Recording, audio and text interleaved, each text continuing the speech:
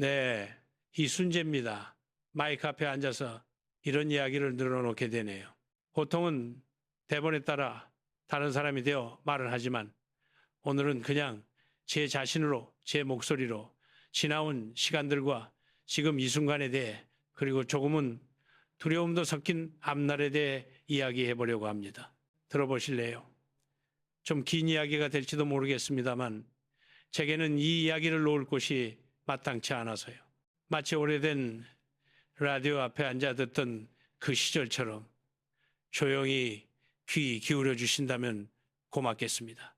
80이 아주 멀 것만 같았습니다. 정말로요. 제가 연기를 시작했을 때, 30대였을 때, 혹은 60살 생일을 맞이했을 때조차도 80살이라는 나이는 먼 미래의 일처럼 느껴졌어요. 그림자도 없었죠. 마치 산 너머 저편에 아득히 놓인 구름에 쌓인 봉우리처럼 말입니다. 그런데 어느 날 문득, 그냥 문득이 아니라 아마도 아내가 차려준 아침 밥상을 앞에 두고 앉았을 때였을까요? 아니면 아침 신문의 활자가 자꾸만 흐려져서 안경을 2번, 3번 닦아야 했을 때였을까요? 문득 돌아보니 어느 틈에 그 80살이 그 아득하기만 하던 숫자가 조용히 그리고 확실하게 우리 곁에, 제 곁에 다가와 있었습니다. 마치 가을 정원에 첫 서리가 내려앉듯이 아침에 눈을 떠보니 이미 모든 풀잎 끝이 하얗게 변해 있었던 것처럼 말이에요.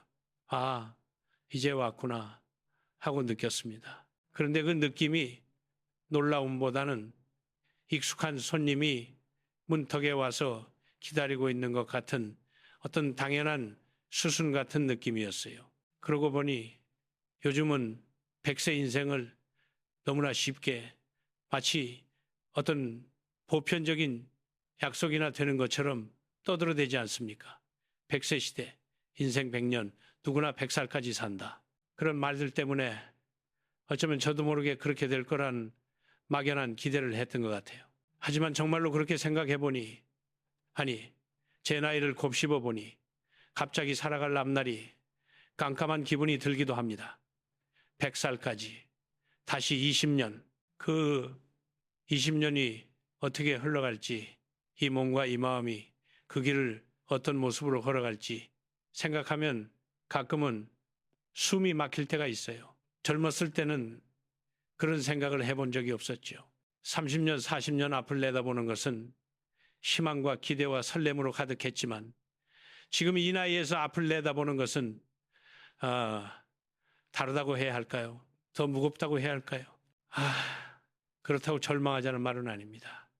단지 현실을 마주한 느낌이에요. 그리고 깨달은 것은 이제는 젊은 시절의 그 편안함은 정말로 찾아보기 어렵다는 거예요. 젊음의 편안함은 몸이 가벼운 것, 아픈 곳이 없는 것도 있지만 더 근본적으로는 시간이 많다는 그 마음의 여유였던 것 같아요. 실수를 해도 되고 방황해도 되고 다시 시작해도 된다는 그 막연한 믿음, 그런 믿음이 주는 편안한 말이에요. 그런 믿음은 이제 저에게는 옅은 추억이 되어버렸어요.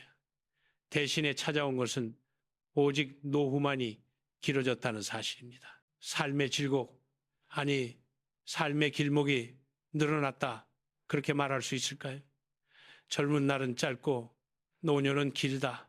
그것이 지금의 시대가 우리에게 건네는 조금은 아이러니한 선물인 것 같습니다. 그런데 문제는, 정말 중요한 문제는 80살이 넘어가면서부터 삶의 흐름이 그야말로 급격히 변화한다는 점이에요. 젊을 때나 60살 전후에는 모든 변화가 완만한 곡선을 그리며 서서히 다가왔어요. 하지만 80이 훌쩍 넘어서니 변화는 더 이상 완만한 곡선이 아니에요. 때로는 낭떠러지 같기도 하고 때로는 거친 파도 같기도 해요. 마치 생로병사의 거대한 벽이 평소에는 저 멀리 수평선에 머물러 있는 것처럼 보이던 그 벽이 순식간에, 정말 순식간에 우리를 덮치는 것 같은 느낌을 받습니다. 건강하던 친구가 한 달 사이에 누워버린다든지, 평소 멀쩡히 걸어 다니시던 분이 발을 헛디뎌서 그 한 번의 실수로 모든 것이 뒤바뀐다든지, 그런 일들이 더 이상 남의 이야기가 아니게 되죠. 그 생로병사의 벽은 이제 제 곁에, 제 몸에, 제 가족에게 서서히 그러나 확고하게 그림자를 들이우고 있는 것을 느낍니다. 누구나 나이가 들어갑니다. 그것은 불변의 진리이자 가장 평범한 이야기이지요. 어릴 적엔 커가는 것이었고, 청춘에선 성숙해가는 것이었고, 중년에선 경륜이 쌓이는 것이었습니다.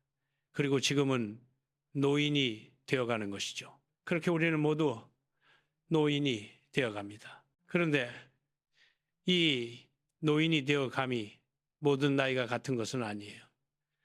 특히 제 경험으로 봤을 때 80대는 70대와 전혀 다릅니다. 제가 70대였을 때만 해도 그래, 좀 느려지긴 했지만 아직 무엇이든 할 수 있다는 자신감이 있었어요. 차를 운전하고 먼 곳에도 여행을 가고 새로운 작품에 도전하는 에너지도 남아 있었죠. 하지만 80대에 접어들며 그 에너지의 질과 양이 달라졌음을 부인할 수 없어요.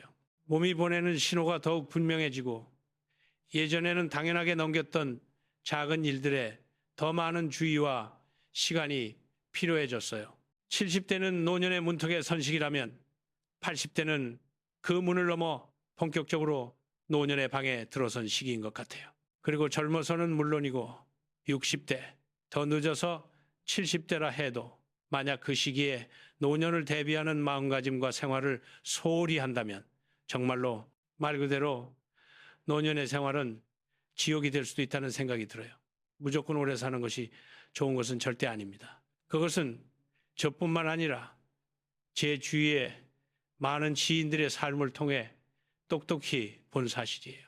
건강하게 정신적으로나 육체적으로나 품위를 잃지 않고 오래 살아야 비로소 그 긴 삶이 행복한 삶이 될 수 있습니다. 오래 사는 것 자체가 목표가 되어서는 안 된다는 거죠. 목표는 잘 사는 것이어야 합니다. 그렇다면 우리는 이미 노년에 접어든 분들 혹은 다가오는 60대 이후의 노년의 삶을 위해 무엇을 해야 할까요?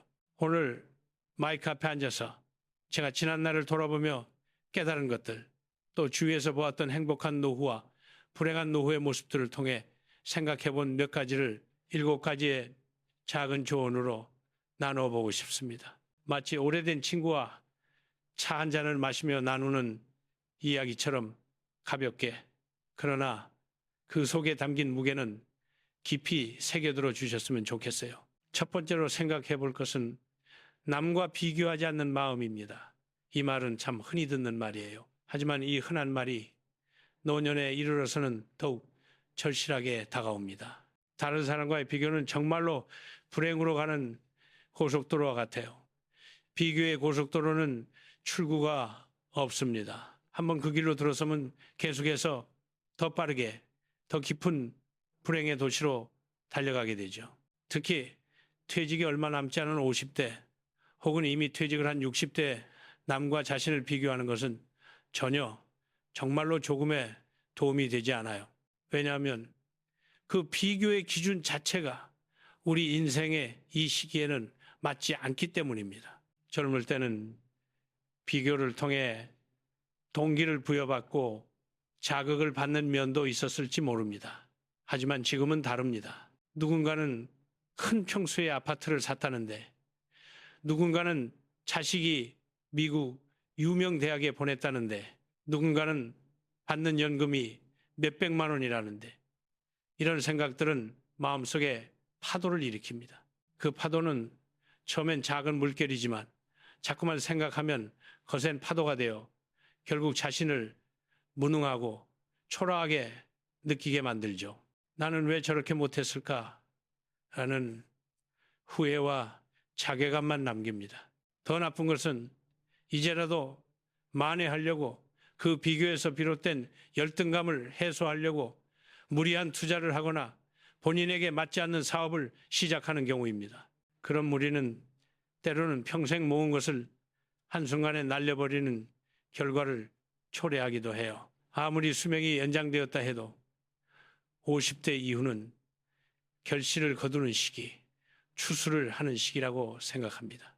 씨를 뿌리고 가꾼 것들을 조용히 감사히 거두어들이는 때인 거죠. 그런 시기에 다른 사람의 밭이 더 잘 되었다고 해서 내 밭을 버리고 다시 개간하려 들면 안 됩니다.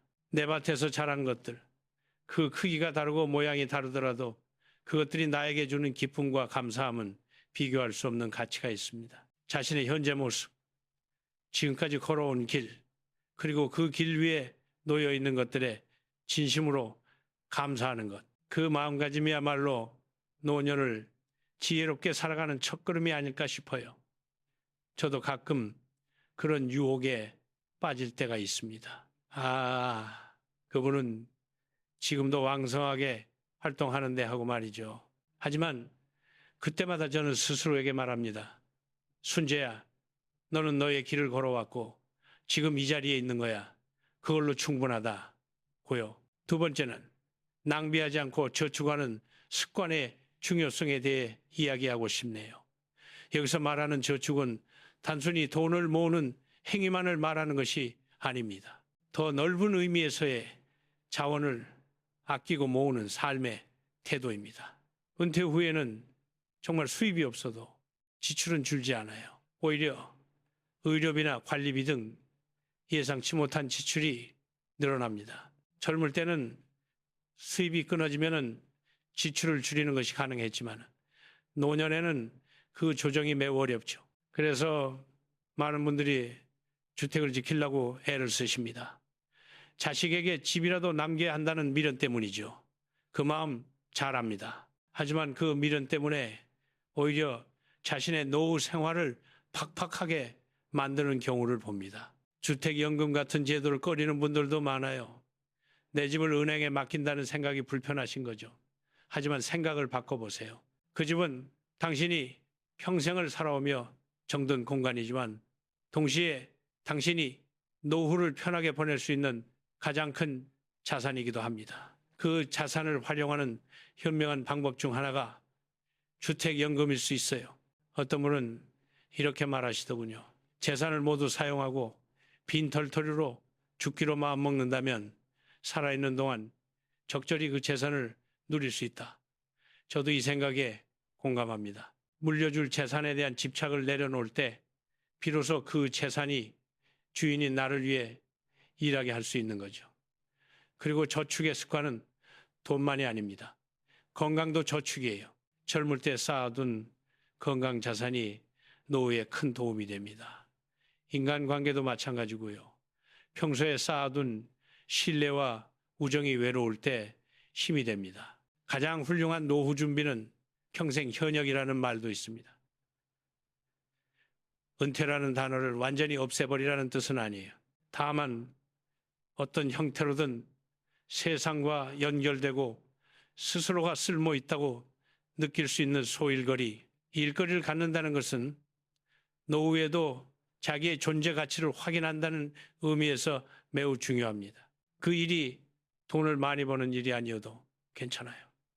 정원을 가꾸는 일, 동네 도서관에서 봉사하는 일, 평소 해보고 싶었던 취미를 깊게 파는 일, 그 무엇이라도 좋습니다. 그 작은 일상의 리듬과 책임감이 삶의 활력을 불어넣어 줍니다. 이어서 작성하겠습니다. 세 번째는 조금 마음이 무거운 주제입니다. 자녀에 대한 집착을 버리는 것이에요. 이 이야기는 한국의 부모님들, 특히 우리 세대에게는 매우 민감하고 어려운 이야기일 수 있습니다. 하지만 노후의 행복을 위해 꼭 넘어야 할 산이라고 생각해요. 부모의 재산을 자식에게 물려준다는 생각, 그거부터 버려야 한다는 거죠. 우리는 자식을 위해 모든 것을 희생하는 것이 미덕이라고 배워왔습니다. 그 마음 자체는 아름답고 소중해요. 하지만 그 희생이 나라는 존재를 완전히 지워버리는 것은 또 다른 문제가 아닐까요?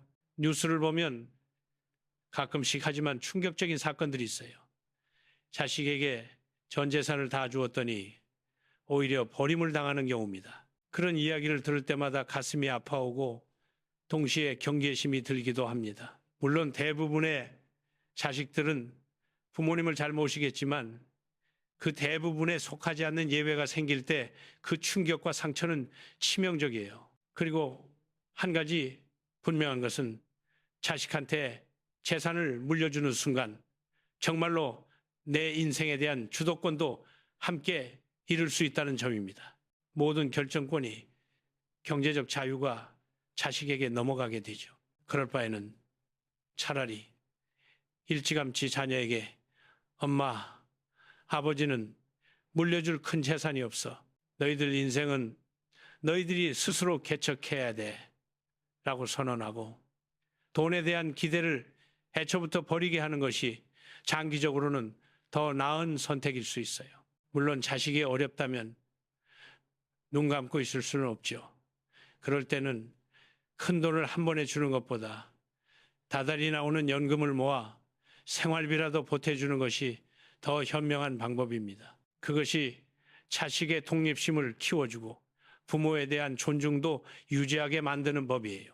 결국 자식은 내 인생의 연장이 아니라 또 다른 독립된 인생이라는 사실을 늘 마음에 새겨야 합니다. 우리는 그들이 잘 자라도록 뿌리를 내려주고 가지를 뻗어갈 수 있게 했다면 그 이상은 그들의 몫이라고 생각해야 해요. 그렇지 않으면 우리의 노후는 자식의 인생에 끊임없이 휘둘리는 불안정한 배와 같아질 수 있습니다. 네 번째는 혼자서도 잘 지내는 법을 아는 것입니다.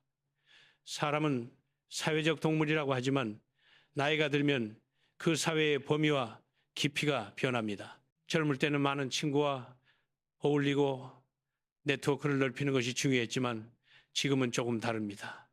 나이가 들면 친구가 없어도 많지 않아도 괜찮아요. 불편한 사람들과는 굳이 교류하지 않아도 됩니다. 오히려 불편한 관계를 유지하는데 에너지를 쏟느니 그 에너지로 내면을 들여다보는 것이 훨씬 가치 있죠.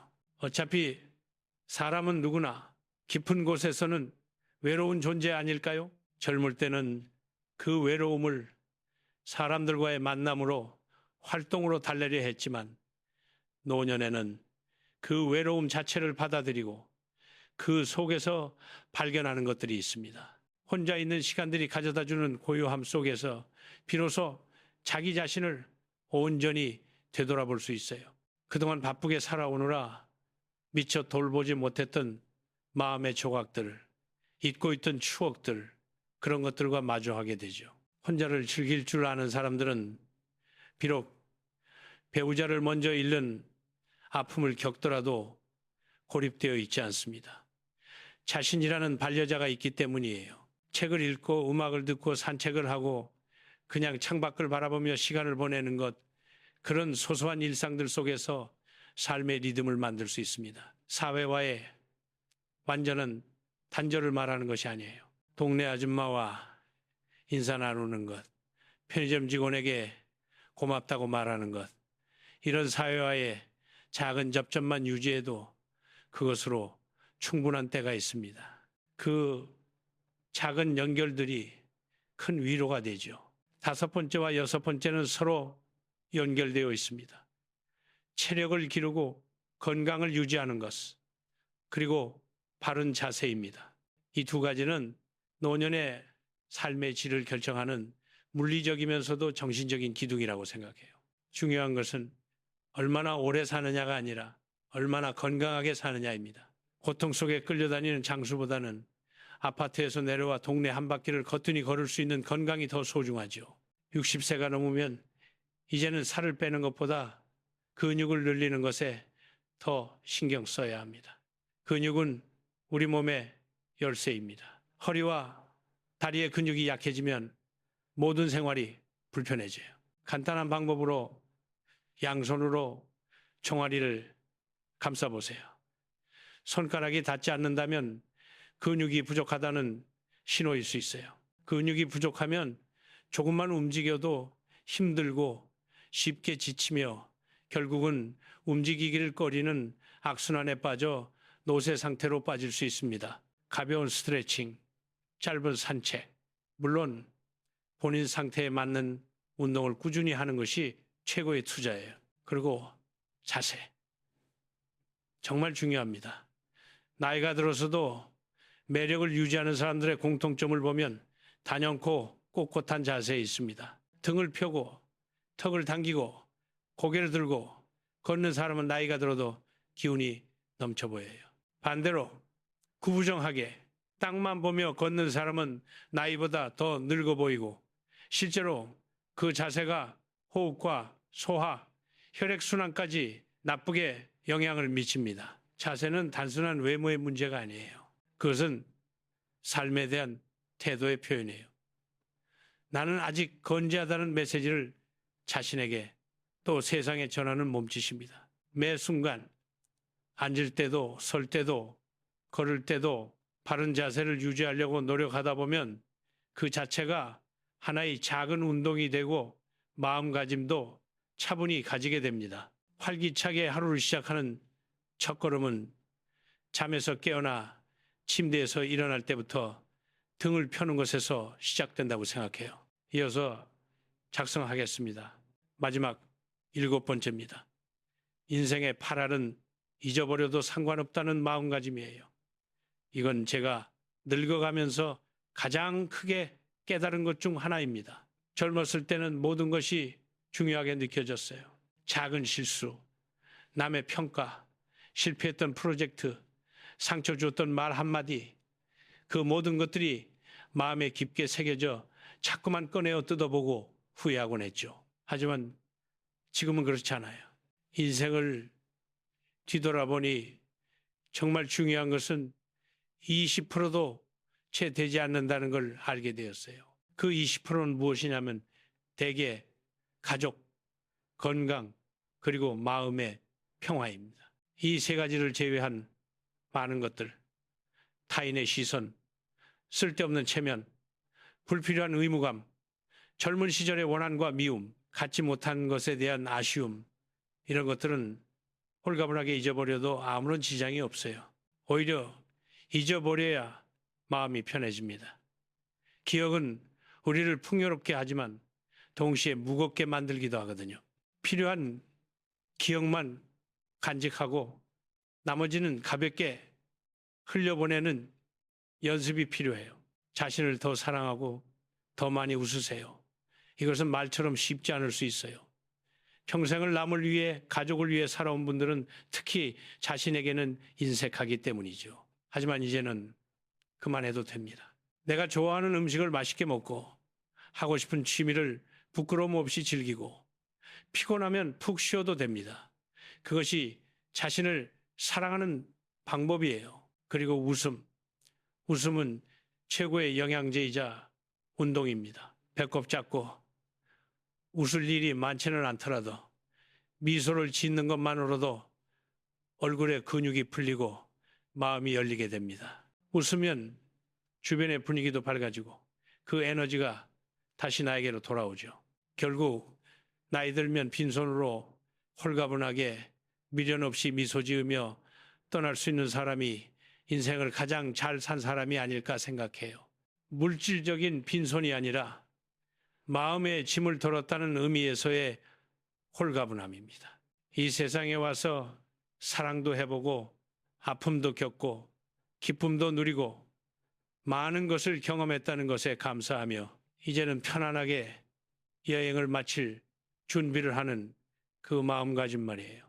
이렇게 7가지를 늘어놓았지만 결국 모든 이야기의 끝은 나라는 존재를 어떻게 대하느냐로 돌아옵니다. 다른 사람이 아닌 오롯이 나 자신을 지금까지 걸어온 길을 존중하고 지금 이 순간을 소중히 여기며 앞으로 남은 길을 두려움보다는 호기심을 가지고 바라보는 것, 그런 자세가 황금빛으로 물들어가는 인생의 이막을 더 풍요롭고 빛나게 만들 거라 믿습니다. 저 이순재도 여든이 넘은 나이에 이런저런 생각을 하며 하루하루를 살아가고 있습니다. 완벽하게 실천하는 사람은 아니에요. 가끔은 비교의 함정에 빠지기도 하고 건강이 걱정될 때도 많고 자식들에게 미련이 생기기도 하죠. 하지만 그럴 때마다 지금 이렇게 마이크 앞에서 여러분께 이야기하는 것처럼 스스로에게 말을 걸어보려고 합니다. 괜찮아. 다 괜찮을 거야. 라고요.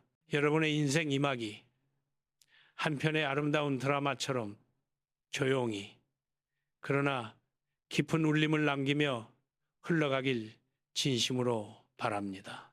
그 드라마의 주인공은 오직 여러분 자신입니다. 어떻게 연출할지는 여러분의 몫이에요.